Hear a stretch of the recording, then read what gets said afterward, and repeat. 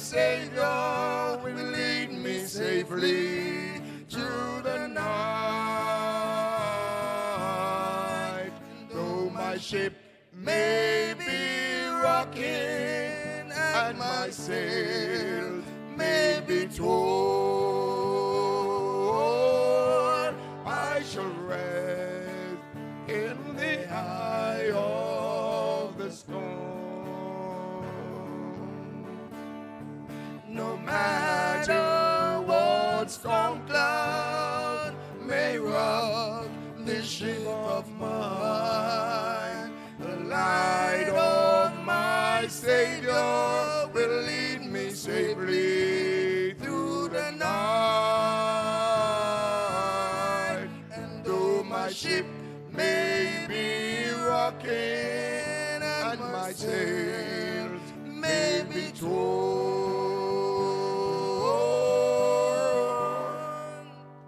I shall rest in the eye of the storm.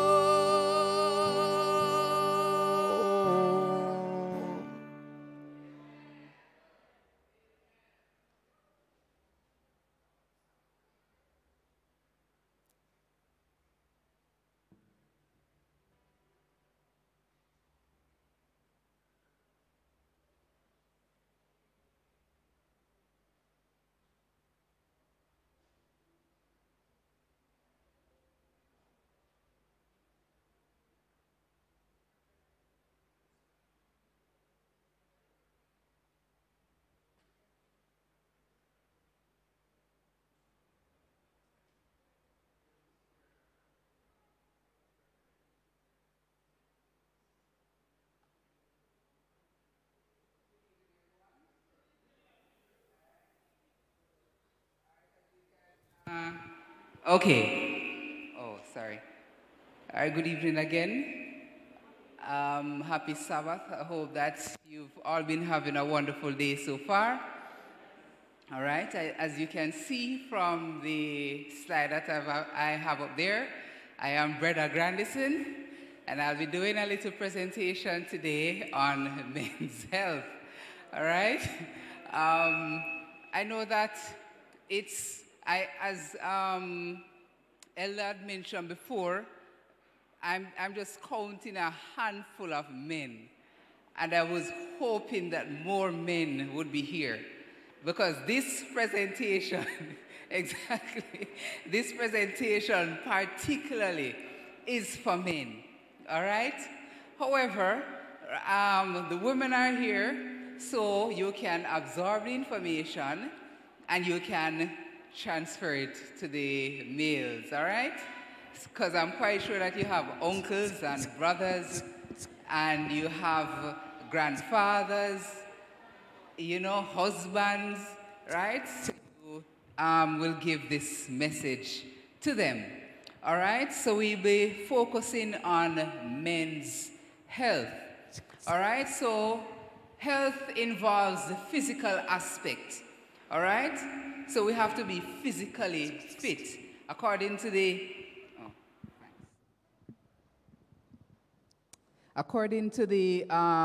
okay, this sounds much better. According to the World Health Organization, health is not only the absence of disease, right, but it's the well-being of the person from a physical, psychological, social, and spiritual standpoint. All right, because a lot of people, they are probably not sick, as in physically they don't have an illness, right? But they may have social problems, and that can make them sick, all right? Or they may have psychological problems, and that may also make them sick. And I was so happy to see the spiritual part in it, right? Because the lack of that spiritual aspect makes all of us sick, all right? So we can be well physically, socially, psychologically, but if we're sick spiritually, right, then according to their definition, you're still sick, even though you don't have the high blood pressure and you don't have the sugar, you don't have the myriad of disease that are out there. There are more disease now, I think, than people exist, right? We have so many diseases right now, so to speak, right? Because you have the infectious diseases where you talk about Zika and dengue and chickpea and all of those things. And then you have the non-communicable diseases, right, which are like your diabetes, your hypertension, all right, your high cholesterol, all of those things. And you have a whole lot of other illnesses out there, all right? I think there should be enough illnesses around so that every one of us can have a disease and own it, all right? To show you the amount of sickness that we have out there. Everybody's supposed to be able to have a sickness and own it, to show you the amount that is out there. So many. And there are diseases out there that have not yet gotten a name. And there are illnesses out there, are viruses going out just waiting to infect somebody that have not yet been discovered. So it is so much. But we're just going to touch on one little aspect of it this evening. All right? And so as I had mentioned before, the physical aspect is very important. Men, we have to keep active. We have to work out, all right? And by working out, that helps our health. Now, another part of it, as I had mentioned before, the spiritual aspect, right? We cannot do without the spiritual aspect. We are spiritual beings. That is how we are. We are spiritual beings. Whether we like to accept it or not, whether the book that we have in school tells us so or not, we are spiritual beings. And spiritual beings worship. All right? That's what spiritual beings do. They worship. All right? So it's either we are going to be worshiping a cow, right? Or we're going to be worshiping a degree that we have in our house on the wall there. You know, some people go to their house, the first thing that you see as they go inside is a big degree on the house. Not saying that there's anything wrong with that, not saying that, but just saying that some people, that's what they worship, right? Their doctorate or whatever, right? As they walk in the house, that's the first thing you see, you know? Or you have people, they worship the house, they worship the car, they worship the job, they worship the children. And that happens because we are all spiritual beings. So we'll always be worshiping something. Even the man who says he doesn't believe in any God, and he's an atheist, and he's an agnostic, he worships something without even knowing, right? Because to some degree, he probably might value knowledge above anything else. He's actually worshiping knowledge without knowing that he's doing it, all right? So we're spiritual beings, and that's what we do. We're also social beings, all right? And talking about it generally, right, as I say, no man is an island, no man stands alone. And that is why solitary confinement is so effective. Yes, thanks for that word. It is so effective in breaking a person. If you want to get some secret from a person, right, and that is what they're doing in a lot of these prisons. Guantanamo Bay, that is where Dodos was for a period of time, right, in solitary confinement. They lock you up in a prison by yourself. No interaction with no human at all. And what they did, they just feed you with some food, just push it on that little thing and give it to you.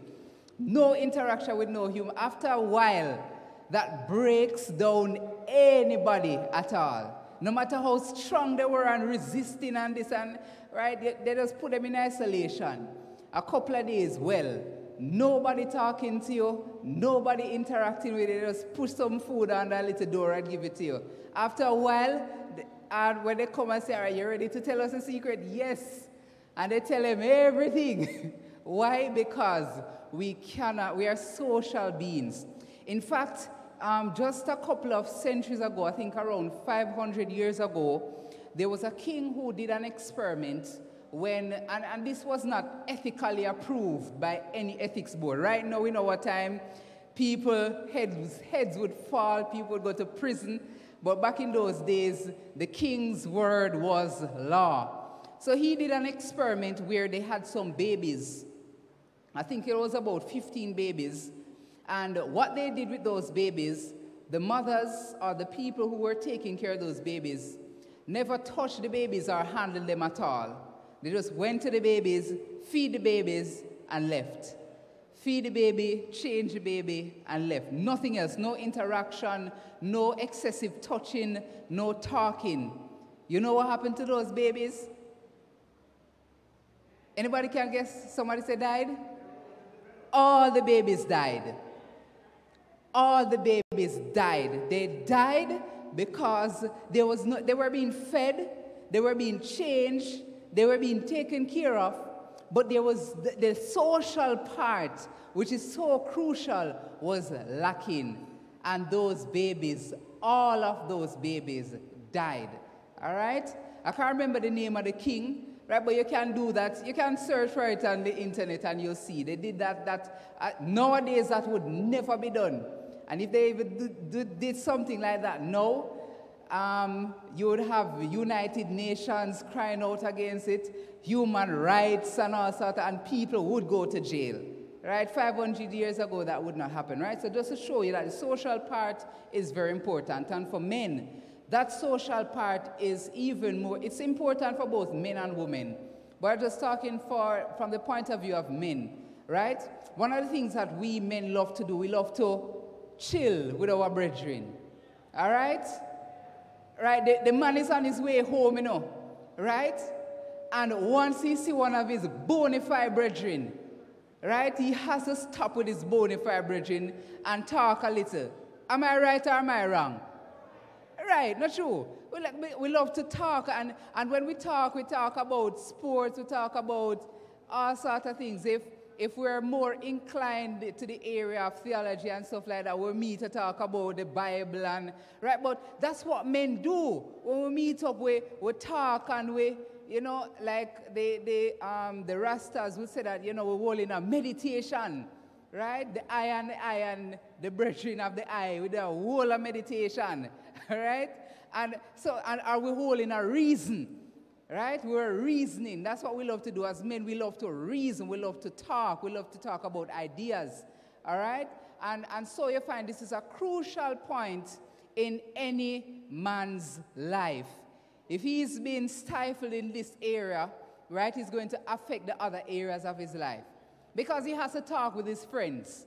Right? As men, we love to talk with our friends, and we talk about various things. All right? Pardon? Okay. Right, so the men, they needed time to talk with the brethren, you know, just to spend time and just to talk. And sometimes you're not even talking about anything serious, you know. Sometimes you're just talking about foolishness. All right, sometimes you're just talking about foolishness, but you need that time, right, to talk outside of the regular. All right? Need that time to talk. If you're not getting that time, then it's definitely going to affect the relationship. All right? Because some of the things that the man will talk with another man, he might not necessarily talk about that with a woman, with a female. All right? So as men, and it's the same thing with females. Some of the things that females would talk about together, we won't necessarily go and discuss that with a male. Right, because a female would more understand that issue, right, than how the male would. All right? So therefore, so on this regards, it's very good that the males, we have godly friends. All right? Because iron sharpeneth iron. Right? Iron sharpeneth iron. So, if you're going to have a friend and he's going to tell you, encourage you to go a path that is not along the path of righteousness, then, you know, socially that is not good for you. All right? You can still encourage that friend. You can still have that friend close, but you just have to be wary that that friend is not an iron, right? It is something or someone who is going to make you duller. All right? Psychologically, all right? And from a man's point of view, a woman's point of view in terms of psychology, have you ever heard it say that men are from Mars and women are from... All right?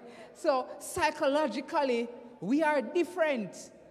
We are totally different psychologically. And this starts to happen from inside the womb. Inside the womb, the male's brain, while it is developing, is bathed with testosterone from the testicles, all right?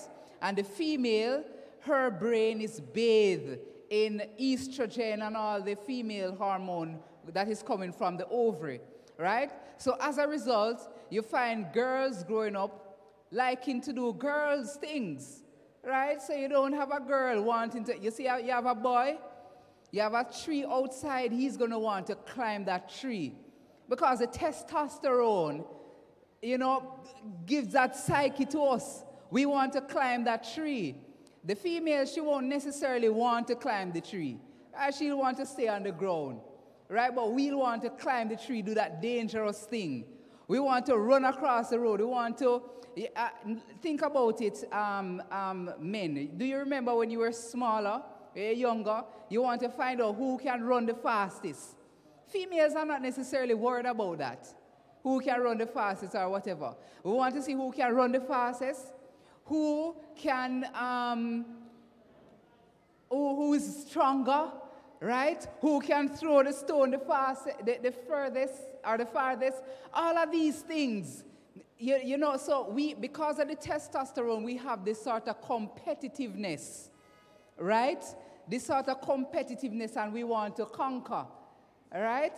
And that is why, that's why, for example, when a man goes towards a female and she sort of resists his first approach, that many a times that's something that heightens the testosterone. I say, what? Okay, so I have to come stronger. And he goes back and go down into his book and find the wickedest lyrics that he can find because he knows that that is what she wants to hear. And when he finds that wicked lyrics and he just give it to her, she just floating on, you know, right? And he just, because men like the challenge, our psyche it's just different, right? So that is why when, for example, women, right, when you tell men certain things, it really, really affects them, all right? And that is why men, while they're at home, and married men, you can attest to this. You like when your woman or your wife tells you or compliments you in something that you do. Say you fix the pipe in the house, right? You want her to tell you that the pipe fix good. Not true? Yes, man, you want her to tell you that you fix the pipe good, right? If you sweep up the house, the thing outside, or you cut the lawn, you want her to come to you and say, man, you cut the lawn good. Nobody can cut the lawn like you, right? Men love that, right? Psychologically, it works for us, all right? That's what makes us feel like men. So that is why, for example, in the book of Proverbs chapter 7, Solomon is telling his son, don't get enticed by the word of this adulterous woman, right?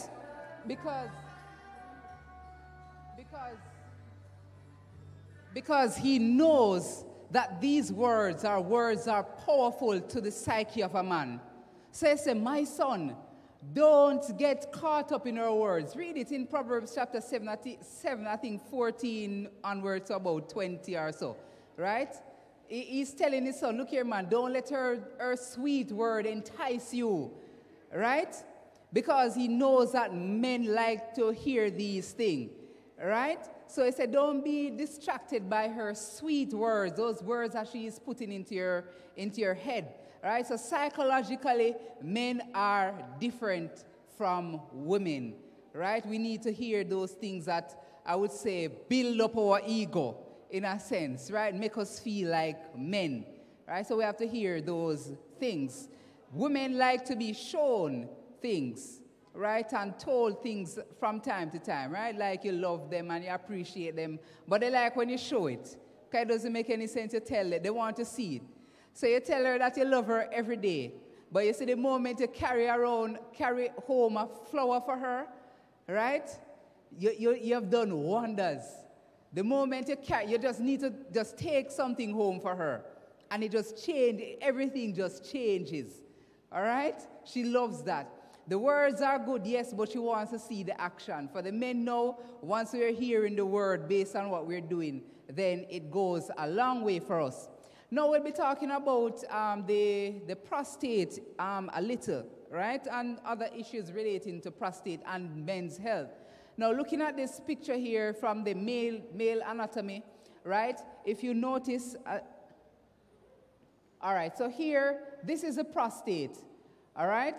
Now in this picture, the prostate is huge. It looks huge, but it's just so that we can see it from visually, we can visualize it. Now, the prostate is basically an organ in the body that produces some chemicals that are mixed with the sperm, which is actually coming from the scrotum. So the sperm, it's synthesized here in the testes, right? It goes up through the vas deferens until it reaches the seminiferous or the seminal vesicles where it is stored, all right? And after the male gets excited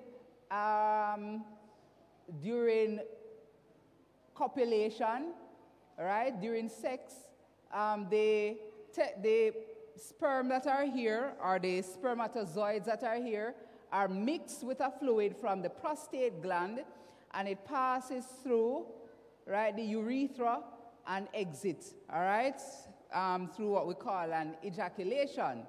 Now, this prostate here, it is important because if you notice you have a bladder above it, right, you have the prostate, and there's I wish I'd brought another diagram to show you, but there is this tube that you see here, this is the urethra, all right?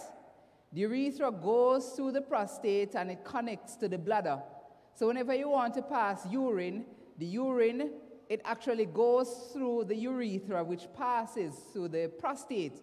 And that is why many a times when men start to develop difficulty passing urine, that's one of the first signs that the prostate is becoming enlarged. All right? That's one of the first signs.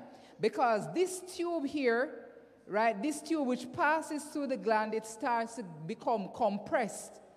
So because it's being compressed now, the whole of it, right, or that passage becomes smaller. And therefore, one of the things is that the man starts to spend a longer time passing urine. So he goes to the bathroom and he's passing urine. Once upon a time, it used to take him probably 15 seconds, 20 seconds, and all the urine is gone. Now, after 5 minutes, he's standing there and still urinating, and the urine is still coming. And after he's finished, he still feels as if his bladder is still full. Right? Exactly. So it's just dripping. Or he feels like he wants to pass the urine so much, and he runs to the bathroom to pass urine. And when he goes, it's just a teaspoonful. Right? So these are signs, and some of the times you can have symptoms or other signs like blood in the urine. Men, once you see blood in your urine, that is not normal. All right? Don't tell me that you eat beetroot or drink beetroot and something like that. No, because not even that. You might pass that out in the stool, and the stool may look red after eating beetroot. But the urine, because it is totally separate from that area, and it actually goes to the kidneys where it is filtered, right? There is no way that anything that you drink, you'll pass it out, as in the color of it, you'll pass it out in your urine, right? There's no way that is going to happen. You can pass it out in the stool, but not in the urine. So once your urine is red, once you're passing out blood in your urine, then that is not normal at all. That definitely needs to be checked out. So you're not going to stay home and watch it, right? As what we do from time to time, right, men? Yeah, man, you're not going to stay home and watch it, right? You're going to go straight to the doctor and get that sorted out. All right, so the prostate normally is about the size of a little lime, all right, a little lime. Right here in this picture, they're showing it like it's the size of an orange or probably a grapefruit.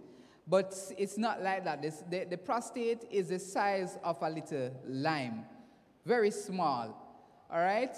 And so when we get it to the size of an orange or the size of a grapefruit or something like that, you know that that is not normal at all.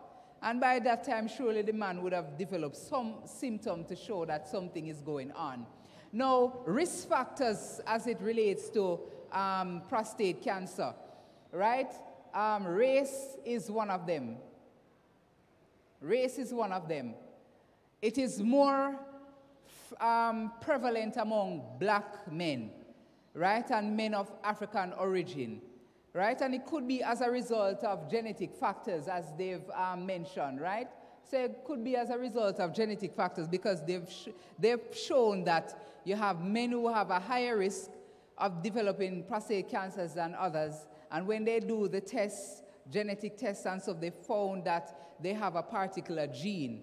So it could be genetically related, and that's why it's higher among black men. A point to note as well, it is not high among Asian men, but as in men from the East. So from Japan and China and those areas, Thailand and Taiwan, it's not really popular amongst them. However, when these men migrate to the United States of America, right, all of a sudden, the risk of prostate cancer increases amongst them, right? So one of the things that they've noted is that diet plays a very, very crucial part in the development of prostate cancer, right? Diet is very, very important, all right? And so, because remember now, you know, we're eating foods that are highly processed, right, that have a lot of hormones in it. It's easier now to buy some processed food than to prepare your food at home and eat it and stuff. So as a result of that, right, you find that there's an increase in the amount of prostate cancer, especially amongst the men who are at risk or the high-risk group, like for our population, all right? Because we as Jamaican men, we have bought into this American sort of diet. So we're eating like Americans. So no longer are we eating like real Jamaicans, right? But we want Pringles and we want, you know, we want burger, we want pizza, we want sausage, we want corned beef, you know. All of these things we want to eat, right? All of us, we want to eat. Once it comes out a tin, we want to eat it, all right? And I'm saying, what I'm saying to us as a church, right, both for men and for women, right, diet is extremely, extremely important. All right, a lot of us may be digging our graves with our teeth, with our mouth, using our mouth to dig our graves. So diet is very important. In fact, I must share that a study, there's a book that is called the China Study.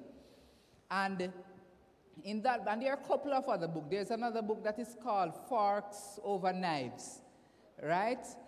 These are very good books to read, right? You can order them online, very cheap, you can get them. And if you don't want to get the hard copy, you can get it on Kindle where it's much cheaper. You can get it for like $14 US, $20 US. All right, you buy the book and you can read it. I can have it everywhere you go. All right? Now, one of the things that they found out in the China study, right, you hear people say, boy, drink milk and milk is good for you, and milk is for cows and milk is for babies. All right? You don't need to drink milk to get calcium, brothers and sisters. That is something that we need to get out of our system. You don't need to drink milk to get calcium. Your green leafy vegetables, they have enough calcium in it. All right? Don't let nobody come and tell you that you need to drink milk or you need to eat cheese so that you can get calcium. Right? That was back in the days. And let me tell you, because a lot of things are happening that and that is why I love the Adventist church, because it's about education. Right? We educate ourselves spiritually, but also in other aspects. And did you know that in the 1980s, right, when they were making that food chart, the pyramid there, right, where you have the important thing that's, right, there's a part on it where it talk about milk and dairy. Did you know that for the production of that pyramid scheme, the dairy company actually contributed billions of dollars to them constructing that pyramid scheme? So if I am giving you billions of dollars, you must put something for me in that, right? You have to put it in it. And that is why this thing is being promoted over and over and over again, that you need milk, all right?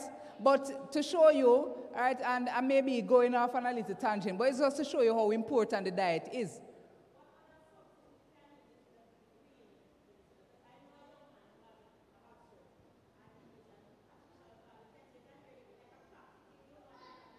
Yes.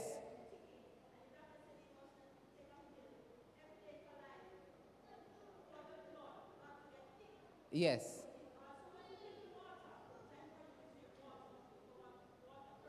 Yes.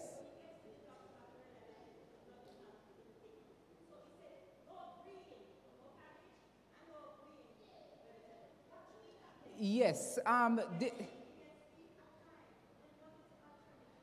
Yes, all right. So in that case, you have what we call, that's called a warfarin diet. Warfarin, because I guess he's on warfarin, right? So that medication that he's taking, the green vegetable, or most of the green leafy vegetables, they produce something that would counter the effect of the medication. So that's a special case. He would have to talk with a dietitian, read that. So, right now, I wouldn't be able to give you an answer, read what he should do or what he could eat, but a dietitian could, I would probably have to research that, all right, to find out what other substitute he could have, or if there's a vegetable that he could have that would supply the calcium that he needs or play the same role, but without affecting the medication that he's eating. Yes. Yes. Yeah, man. So it's very important. That point is very important as well. You have medications that actually interact with it, and under the advice of a doctor, you actually have to apply restraint and not eat certain things. Yes, my sister. Sardine, I wouldn't necessarily say that it's high in calcium than any other thing, but it does have a lot of calcium in it, all right?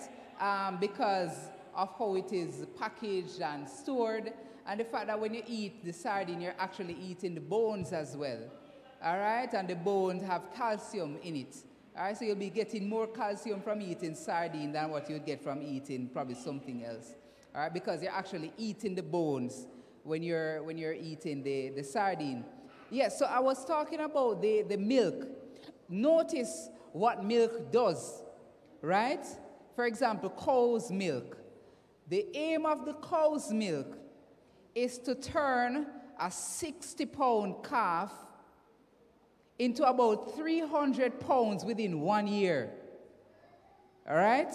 That's the aim of the milk, you know, to turn that 60-pound, 60, 70-pound calf into about 300 pounds in 1 year. All right? So tell me now, we now are drinking this cow milk. What do you think will happen to us? What do you think will happen to us? And not only that, remember that these cows are being fed with hormones too. All right? So we are getting these hormones from this milk that's, you know. So brothers and sisters, let us not fall for this thing, the diet. A lot of these dietary things that are going around, they tell you need to eat this, you need to eat that, you need to drink milk, you need to eat cheese. Rubbish, brothers and sisters. And I think even in Sister White's writing, she says that dairy are not to be a part of our diet. All right, when you read Counsels on Diet, she actually speaks about it, that it's not necessary as a part of our diet. Right? And it's just now that scientists are catching up on it. All right? And this was something that was revealed to her years and years and years ago. All right? Yes, my brother.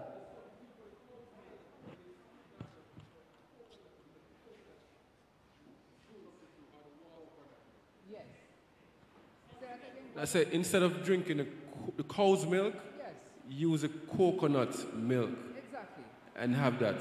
Exactly. Yes. So and that one has a lot of nutrients. Yes, and we call, and one of the reasons why we call it milk is because it's white, all right? But you can get the same extract from, for example, peanut.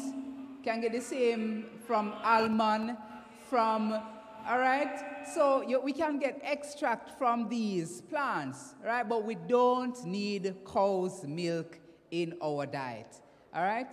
There was another hand? There was a soy. All right, so,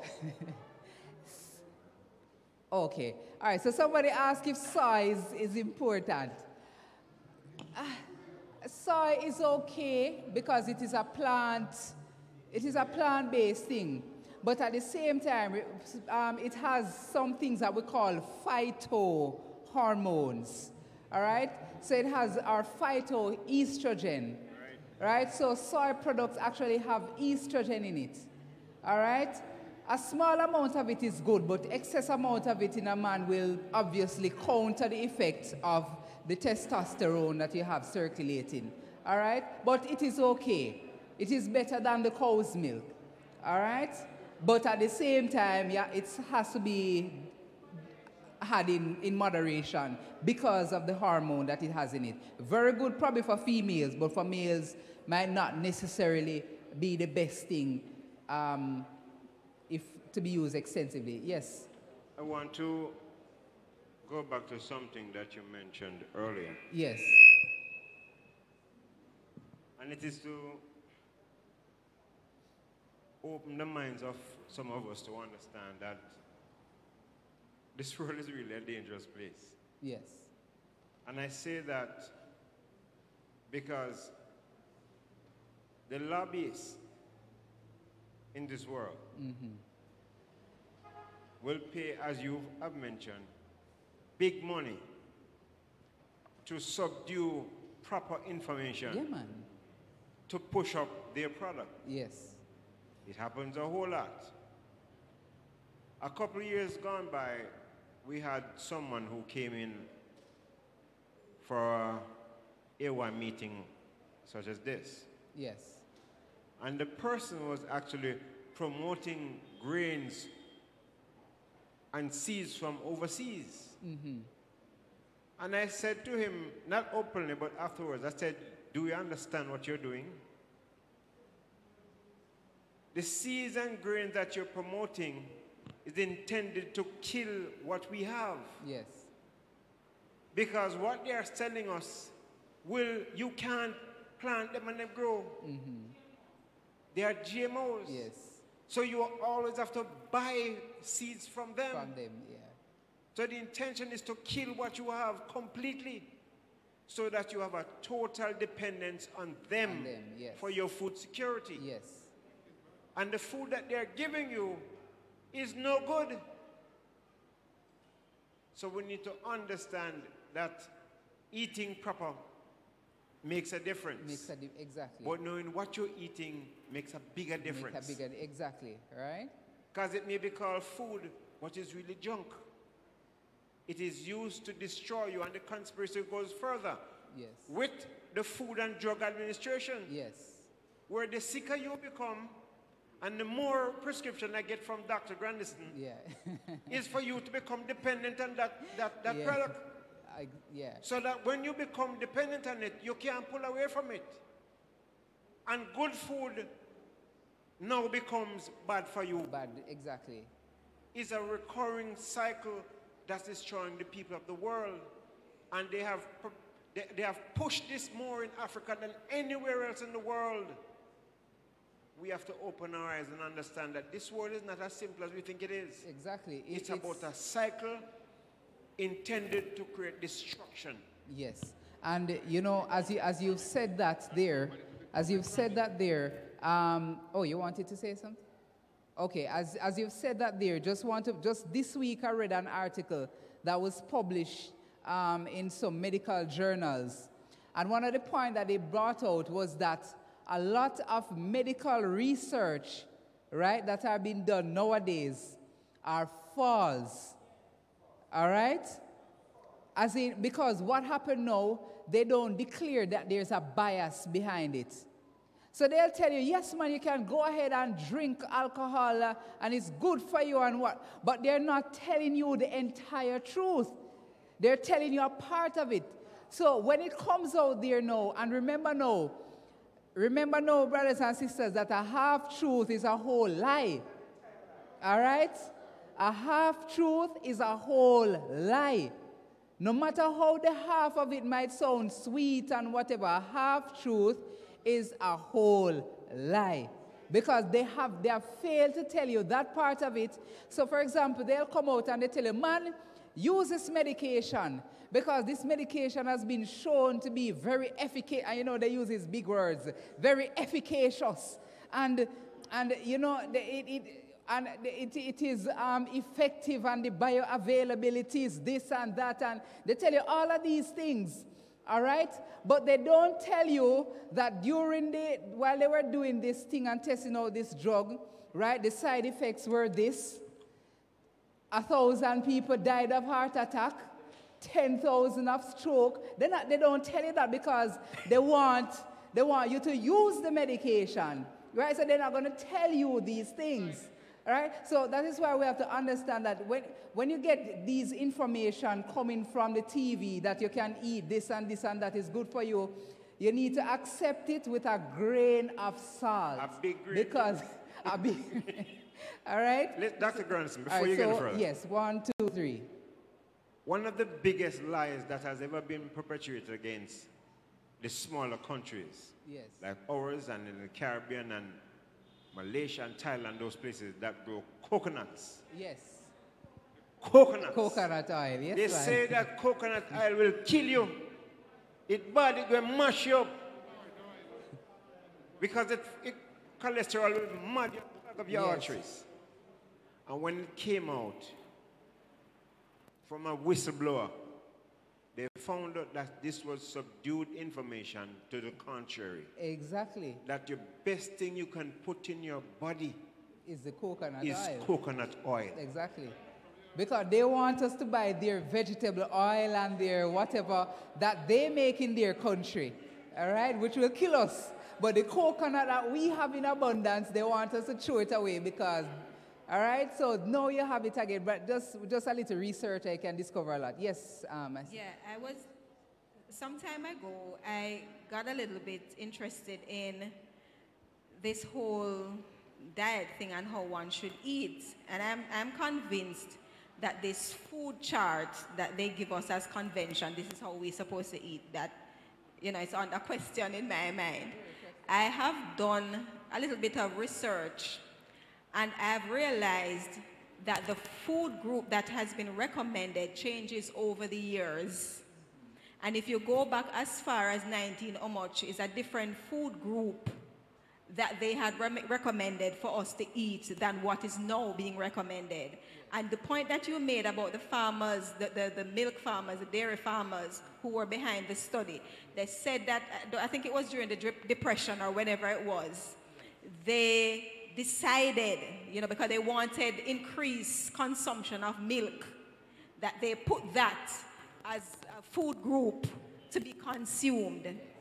And I looked also at the Asian diet, and it is said that the Asians live a more healthy life than we do in the West, right? They don't have as much hypertension than diabetes and whatever, because their eating habit is totally different from the West.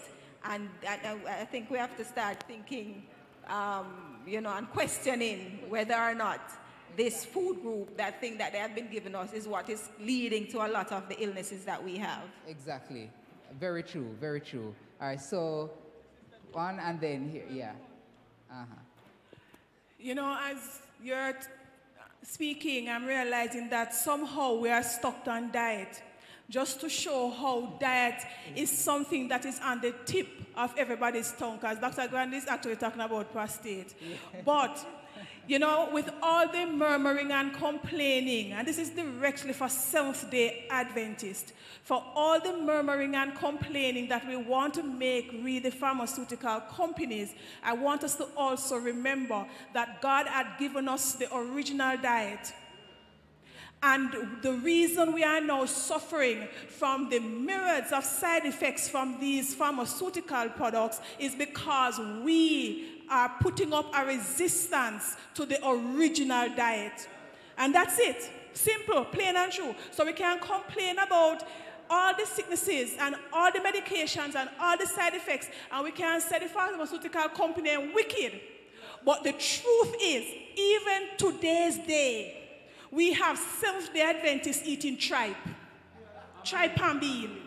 Today's day, only thing Seventh-day Adventists don't eat is pork, crab, shrimps, and we're not even so sure because some of the things that we go at hotels and whatever go test, we don't know what in there. And then we come to church and we complain about pharmaceutical. Listen to me. The pharmaceutical something was the devil's something. And God gave us free something and we ignore it. Now mark you, there are some of us by nature of genetics and stuff have inherited things. But I've also learned that lifestyle changes can also change some of the things that would have affected us genetically. So let us complain about pharmaceutical all we want. What we need to do is get back to the basic health message that God has given to this Seventh-day Adventist church, which the world is embracing, and we are today still putting up a resistance. Lovely point. I have a question in regards to diet. Is it true that men should stay away from consuming too much ackee because it leads to prostate cancer?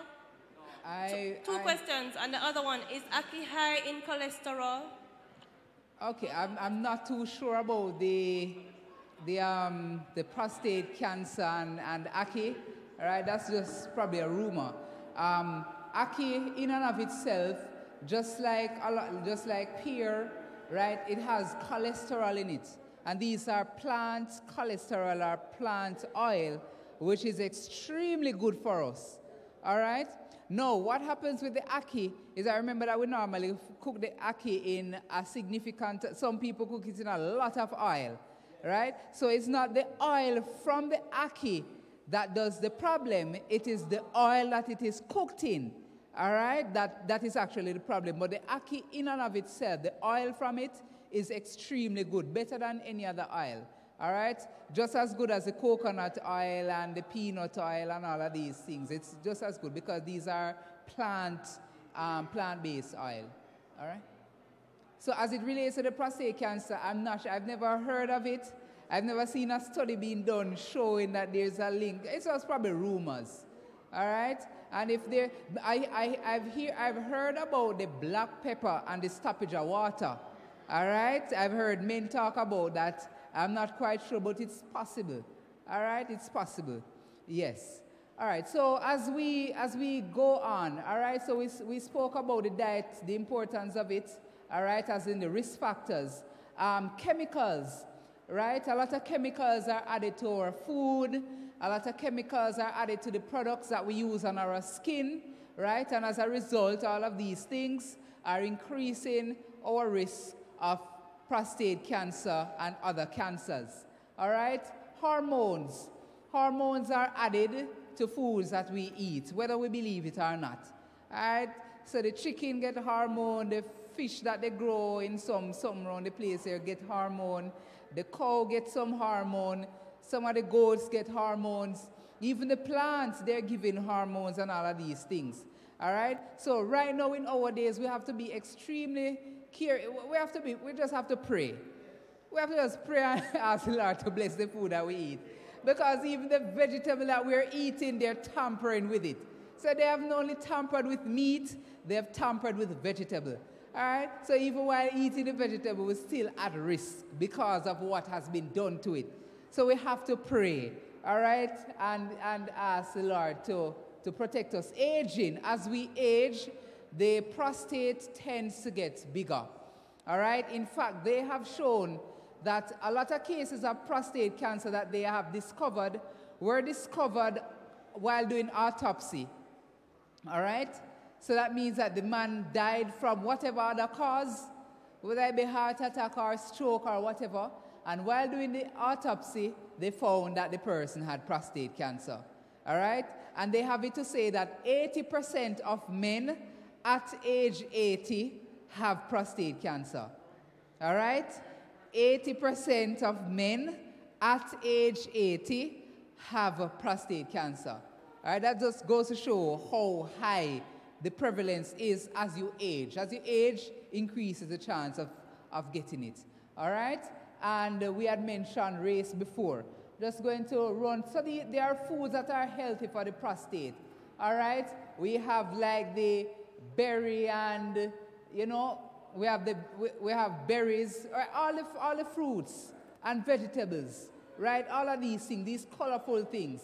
So the carrot and the mango and the pineapple and all of these things that are rich in antioxidants and vitamins, right, and minerals, they are very, very good for the prostate.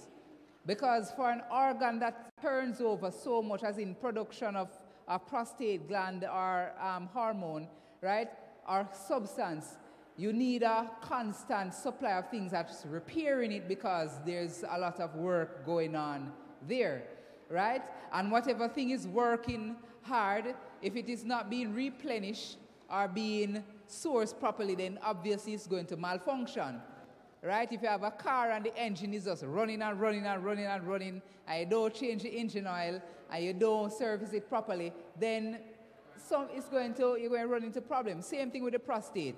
If it's not being supplied with, because of how it is turning over in terms of the substance that it's producing, if it is not getting the antioxidants and those things necessary for it, then you're going to have significant problem. So this is where the prostate test comes into place, right? It is recommended, for example, in the States for men, if you have no family history of it, right? Sometimes they recommend age 50, all right? If you are a black male, age 45. So if you're white and no family history, 50. If you're a black male, age 45, all right? And if you have a family history of it, then at age 40, all right? So 50, 45, 40. All right, so for all of us here, for all of the men here, if you're 45, right, you need to get your prostate checked, right? And if you have a family member, right, uncle, grandfather, somebody in the family that has prostate cancer or has some prostate issue, then you need to start checking your prostate at age 40, all right? 40. And one of the things involved is a prostate examination. It's called a digital rectal examination. And what we do as doctors, we just pass the finger to the back passage, to the bottom, and then we'd feel the prostate. All right? And through medical school, we'd have known what a regular prostate feels like. So once you put your finger in and you feel there, you know what a prostate will feel like. All right? So check your doctor, and your doctor tests your prostate and give you a response. Okay, so it is related to the experience of the person doing the test. All right, so for example, if you have an intern, a not so well-experienced intern doing a prostate test, might miss something. But somebody who has been in it for a little while will know and will feel the difference. But one of the things as well, if you notice the prostate gland, right, and it is sensitive, right? Because you can feel it. You can pick up if something is going wrong. But if you notice, there's a posterior portion and an anterior portion, all right? As in a back part and a front part. Now, you can feel this back part here, and it feels normal. But the problem is here at the front, all right? So that is why just the finger test alone is not sufficient. Because the finger test is just feeling right there where the fingers can go. So normally if I'm recommending the prostate, any evaluation to any patient that I see, right, I normally recommend the prostate test as well. So not only the finger test, but the blood test, all right? because that will now give me a better idea of what is going on. Because you can get a normal finger test, but if I do the prostate, the PSA test, prostate-specific antigen test, and it is abnormal, then I know that this person more than likely gonna need to do a biopsy of the prostate. All right, we need to do a biopsy next. All right, and one of the things that I normally recommend is that they do an ultrasound.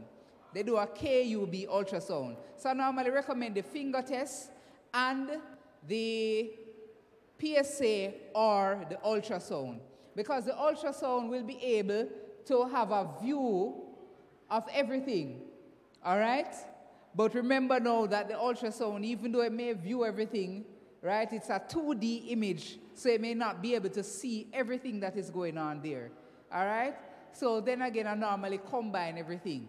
So the PSA, the finger test, and or one or the other. So whether it be the finger test with the prostate test, or with the PSA, or the finger test with the ultrasound. All right? Some men want to do all three. Right? So sometimes just do all three for them, just to ensure. And then this now would be done once a year. All right? Just to ensure that everything is okay. All right?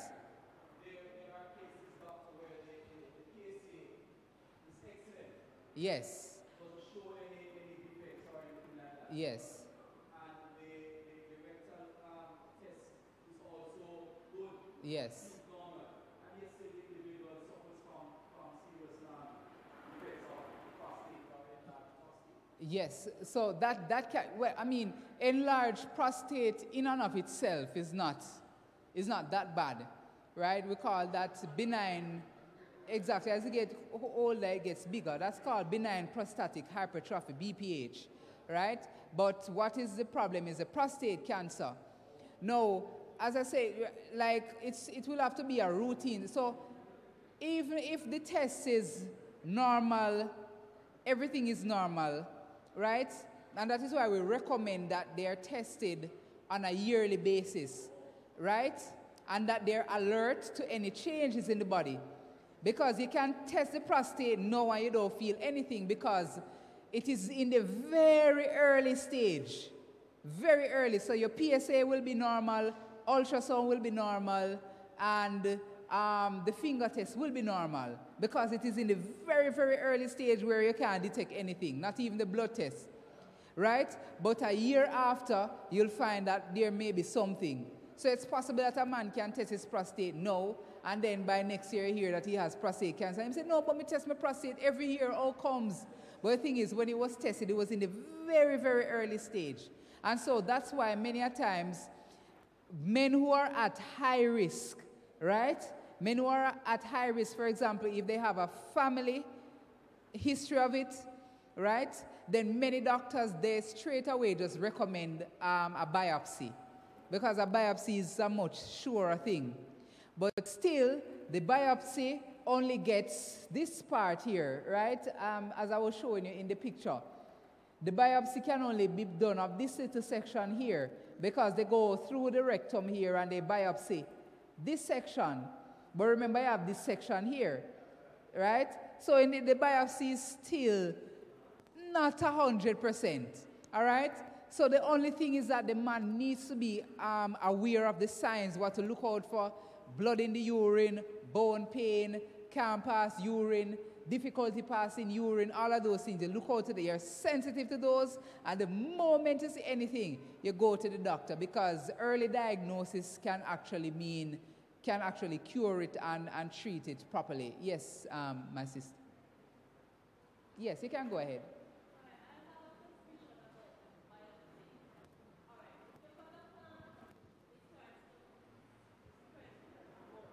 Yes.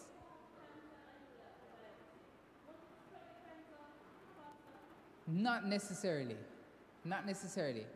Because the biopsy here just take, what is happening there is that the body will just heal itself properly. You're just taking out a piece of tissue, and the body will just heal that section. All right? Wherever the cancerous cells are, you have a thing that surrounds them that is called a basement membrane. All right? And it is when they get outside of this basement membrane that you start talking about what we call metastasis. But once they're contained within the capsule, then everything is okay. But just injuring it to do a biopsy does not increase the risk or chances of a cancer spreading if a cancer is indeed there. All right? Okay. All right, so we were talking about sexual health. All right, there's a section that comes up here which says that men need sex. All right, sex is very important for men. All right, and for married men, right, married men need sex. Right? Why is it that married men need sex or men need sex? Is that our makeup is different from the female makeup. And that is why you find, if you notice, look at the men out there in the world. Notice, one girl tonight, another girl tomorrow, and right, because it is in our nature, right? It's in our sexuality to want, to give, right? So we are natural givers or spreaders, right? So we have this whole lot of what we'll call, and forgive the use of the term, seed that we want to spread. We want to seminate. We want to inseminate. All right? And that is what that's the natural man though. Right? We want to inseminate everybody. And that's in our culture now. We have one man going around and he has 10, 20 baby mothers. That's a natural thing for a man to do, for a sinful man. Right? When a man is married now, he doesn't have that, I would say, he's not under that thing anymore where he goes out. So he has just one wife. And that one wife, he has to do everything with that one wife. All right? So the women have to be aware of this, that men actually need sex more than women do. All right? Yes, man. Yes, man. Yeah, man. Men need it more than women do. All right? Men need it more than women do. Women probably might, right? Because if you notice, for example, a woman, right? And as we touch into that little aspect of it, looking at this graph, right? The sex curve for males and for females, right? For women, sex is more of a mental thing, right? For males, it is more of a physical thing. And that's why, for example, if a female is having a headache or she's worried about something, there is no way that anything is going to happen. All right? But for the man, he could have one asthma attack. It don't really matter. All right? It doesn't really matter. All right? It doesn't. Even if he dies, right? Even if it dies, right? It's all in the psyche. It's all in the makeup. All right? So the woman, this is the one for the male, this is the one for the female.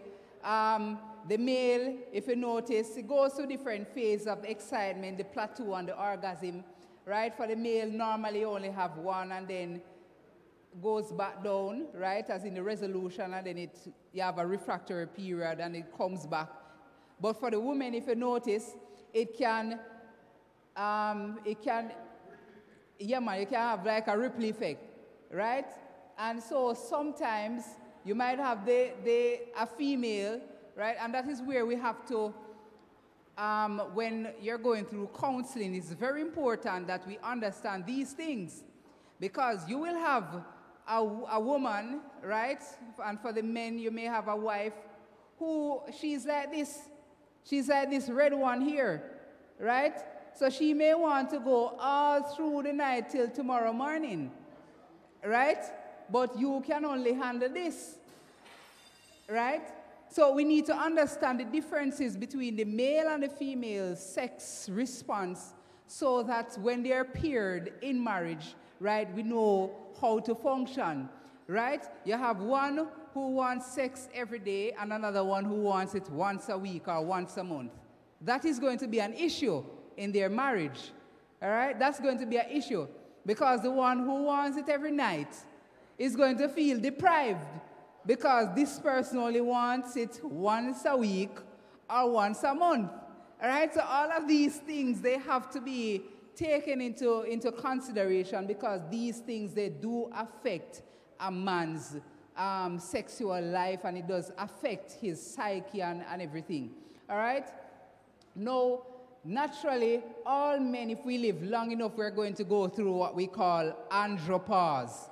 Women go through menopause, and men go through andropause. All right? And, and a couple of things that takes place during andropause, right? For example, you have thinning of the hair, right? So you start to lose, you start to get that male pattern, baldness, and all of those things, all right? That is andropause coming on. And it's as a result of the hormones getting less and less, right? So you find that the muscles start getting weaker. You start put on weight, you start get fat, bones start get brittle. The testicle, start to get small. You start to lose hair. Breasts, the breasts start to get bigger, right? Because, having now the male hormone is less. So the female hormone is sort of getting more. You're still going to have more male hormone, but that the female hormone is getting a little bit more and the male hormone getting a little bit less. And so you start growing breasts and all of those things, all right? And then the men, many a times, they start to become depressed as a result.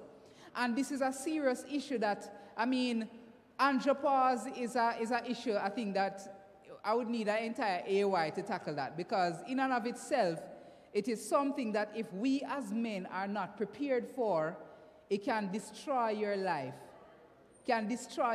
Because it affects everything. It affects your cognitive area, your physical, it affects every aspect.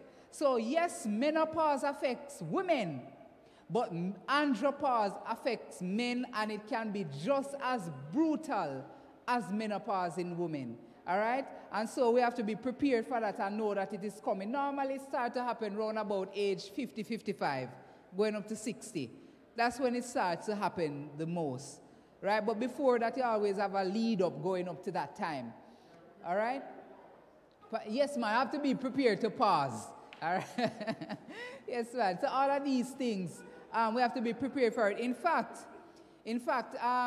there was a couple recently who their marriage was actually affected by this, right? By the andropause, because the male, right? Because he realized that he couldn't function like he was functioning before, right? He became depressed. Right, and he started to put away his wife, and she was wondering what was going on, and, and they eventually got divorced, right? Because he never knew how to, nobody told him about andropause and that this thing was natural and that this thing was coming. So when it actually came, he felt emasculated, right? He felt emasculated. He felt that he had lost his masculinity and never deserved to be with his wife anymore, and he just divorced her, right? So this is something that is very serious that we have to, right? So andropause is a reality. Men, if you live long enough, all of us will experience it, all right? If we live long enough, all of us will experience it. Some will experience it more than others, but we all will experience it, and we have to prepare for it so that when it comes, right, we know how to handle it.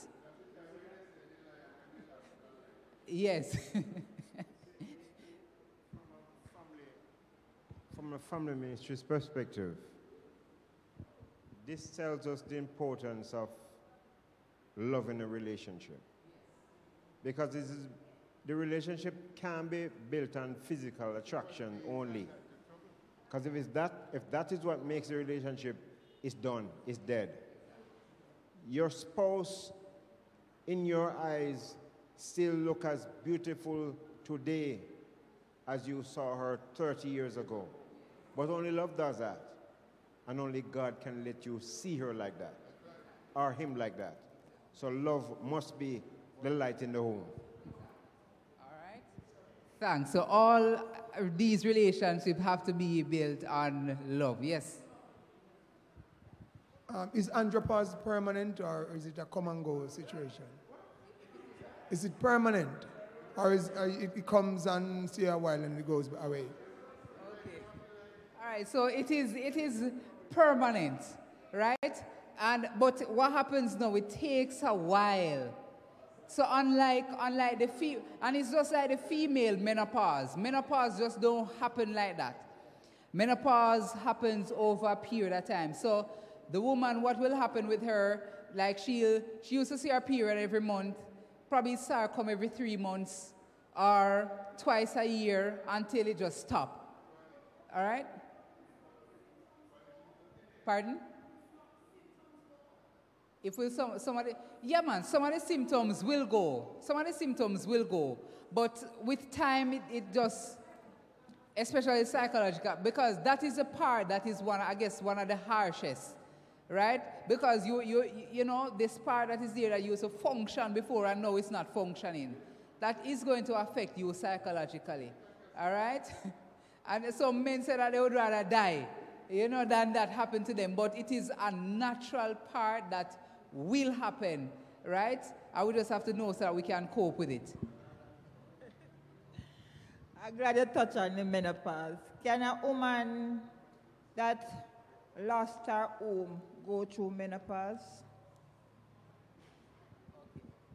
Thanks, all right? So she will go through menopause, all right? All women, once they live long enough, will go through menopause. Those who do surgeries like hysterectomies, where they remove the womb, right? They go through menopause sometimes a little earlier than they would have normally. So if normally in their family, the other females go through menopause at the age 50, probably she would go 3 to 5 years earlier. So probably age 45, she would start and, you know, yes.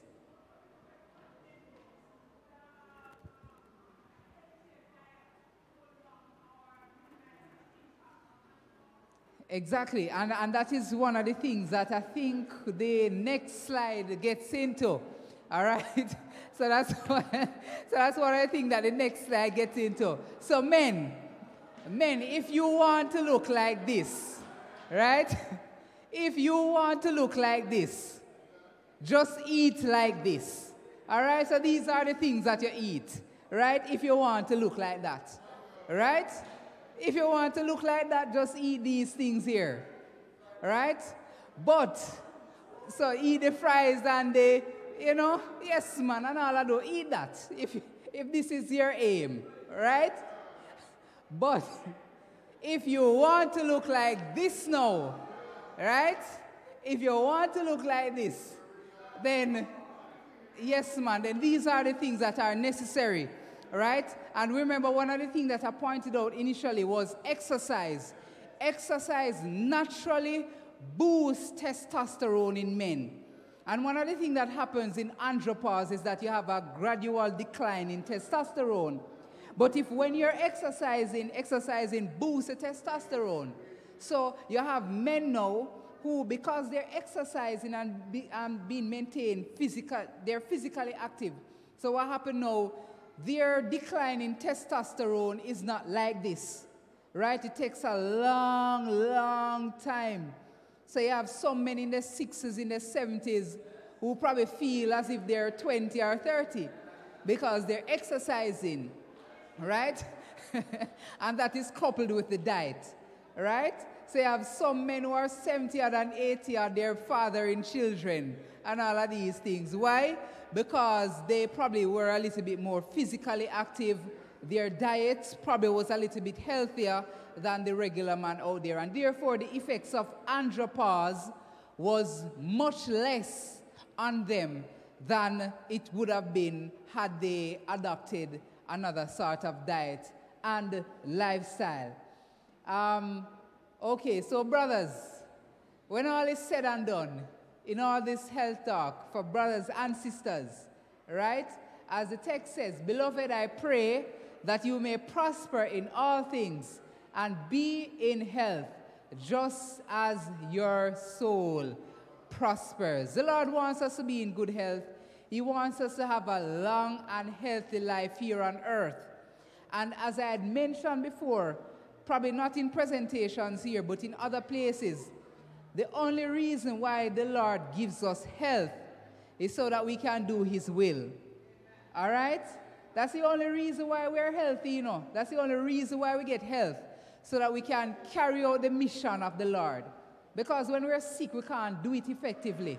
But when we're healthy, we can do it. He wants to use us. And so, brothers and sisters, we've come to an end of this presentation. And Brother Palmer is going to, I think, do a special song before we close. And I'll just, I think, okay, yes. So Brother Palmer will be doing a special song to close for us. And we'll just hand over to the men from Maypen. And thanks again for having us, and God bless you.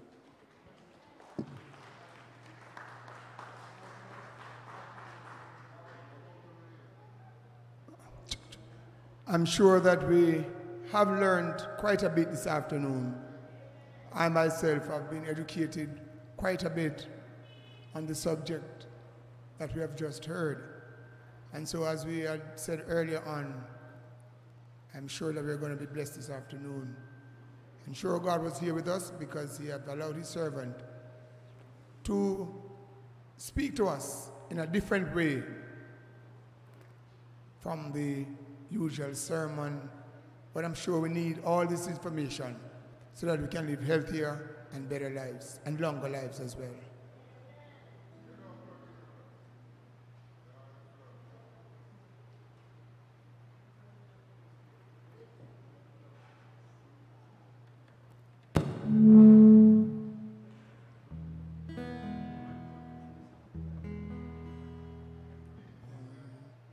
Why should I feel discouraged? Why should the shadows come?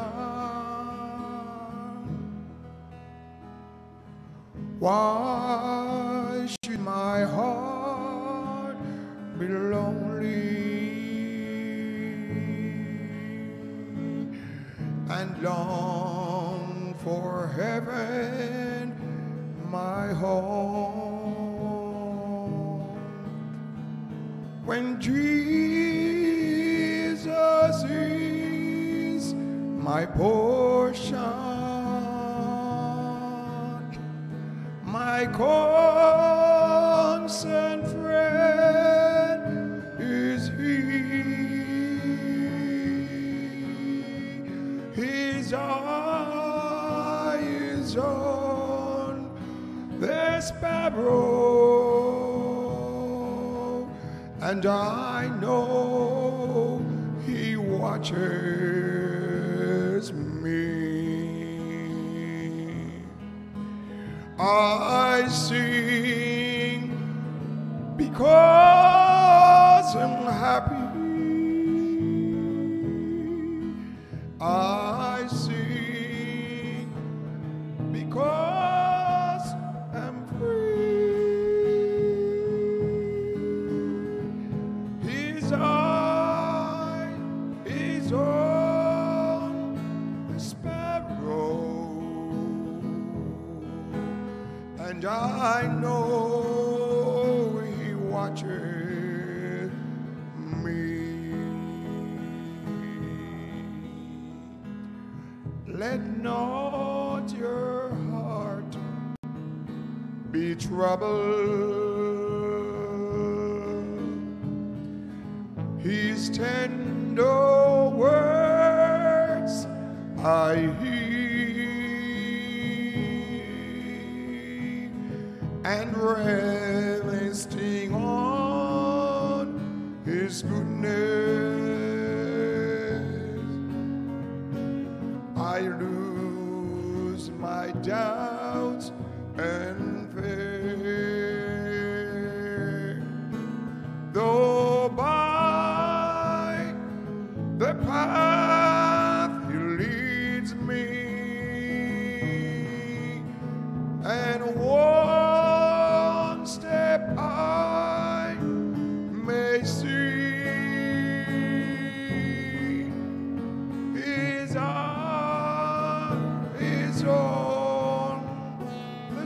sparrow, and I know he watches me. So I sing because I'm happy, and I sing because I'm free. His eye is on the sparrow, and I know he watches me.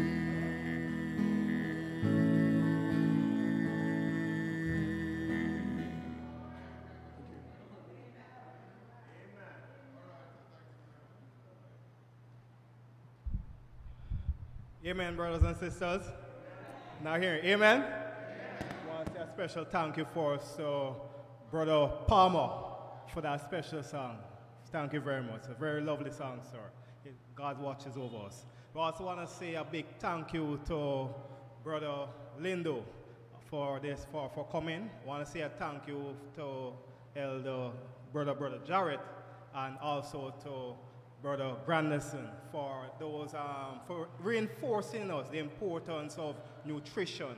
And as men, it's always important for us for everyone actually, to eat healthy, We don't have any control over our race. We don't have any control over the genes that we have received, but we definitely have control in the things that we eat and the things that we choose to do. We want to say thank you, sir, and it's a timely message, and may God continue to bless you and bless each and every one that came here this afternoon. Thank you. I now invite Elder Otti to take us briefly through. Yes, to close, yes.